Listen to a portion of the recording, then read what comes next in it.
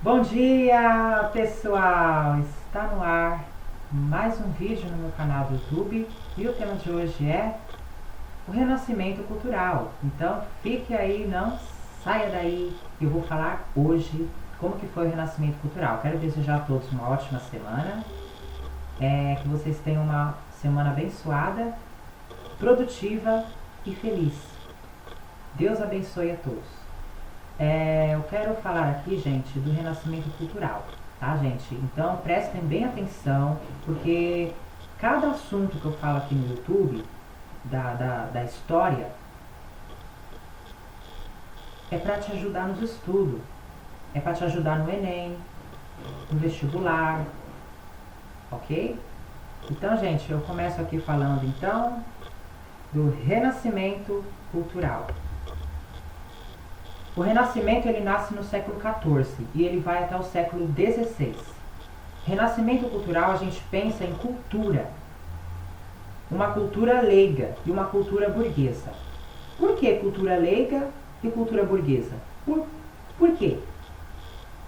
Bom, cultura leiga, não sacral, não ligada diretamente ao sagrado. O homem renascentista, ele começa a romper com todas aquelas concepções típicas do mundo feudal, essencialmente religiosa, essencialmente teocêntrica.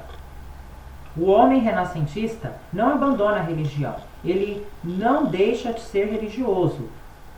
O ponto de vista cultural, o ponto de vista dos costumes, ele começa a pensar, a expandir a sua mente e não ficar focado em aspectos religiosos.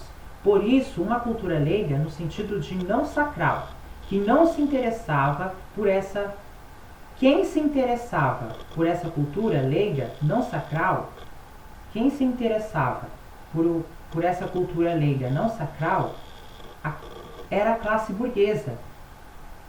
A burguesia se relaciona, se interessa por uma cultura não sagrada, por um motivo muito simples.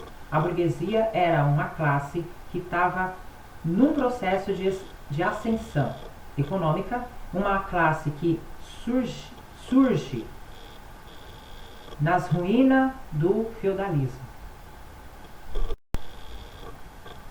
e que estava se envolvendo com atividades comerciais, sendo que a igreja, o pensamento teocêntrico religioso, condenava as práticas comerciais lucrativas.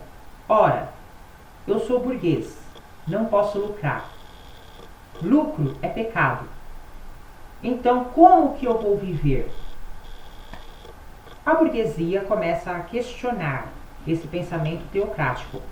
Uma outra prática burguesa muito comum é a usura, que é empréstimo dinheiro a juro. Também é condenado pela igreja. Então havia um interesse direto da burguesia em que houvesse uma mudança de pensamento. A burguesia, ela queria que houvesse uma mudança de pensamento. E essa mudança de pensamento e é essa mudança de pensamento que vem a partir do renascimento cultural.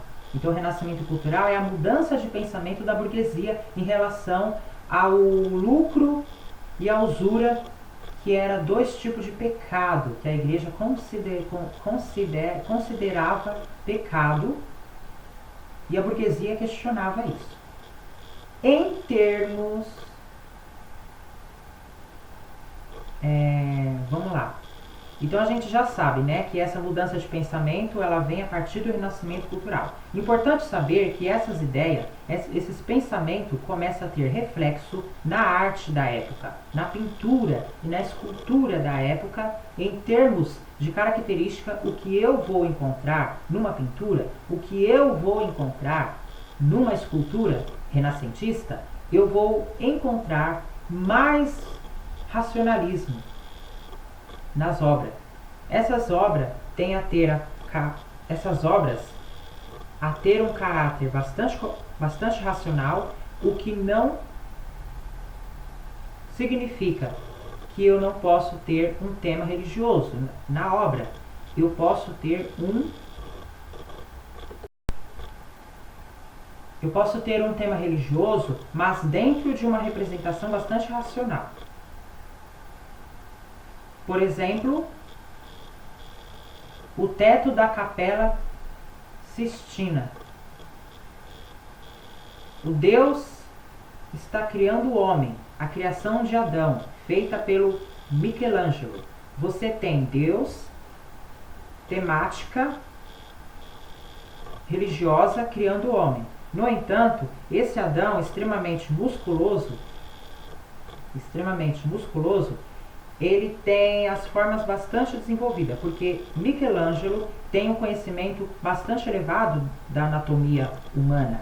Nós temos o racional presente na obra. Você vai encontrar elementos racionais, Deus criando o homem. Eu ainda tenho a religião, mas eu tenho o antropocentrismo, é o homem sendo criado. Então, eu estou rompendo com essas concepções essencialmente teocêntrica. É uma época que se valoriza muito o conhecimento, muito a atividade humana, aquilo que o homem é capaz de fazer. Então eu tenho o elemento chamado humanismo. A busca e a valorização do conhecimento. Como eu quero romper com os costumes teocêntricos da época, eu pego como referência a cultura greco-romana, a cultura clássica. Então, eu lembro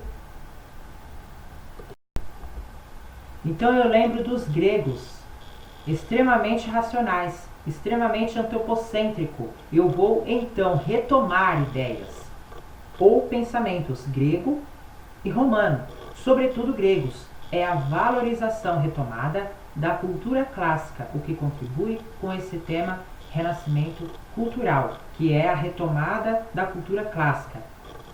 Ok, pessoal? Então, esse foi o tema de hoje. Espero que vocês tenham gostado. Eu fico por aqui e até amanhã. Tchau!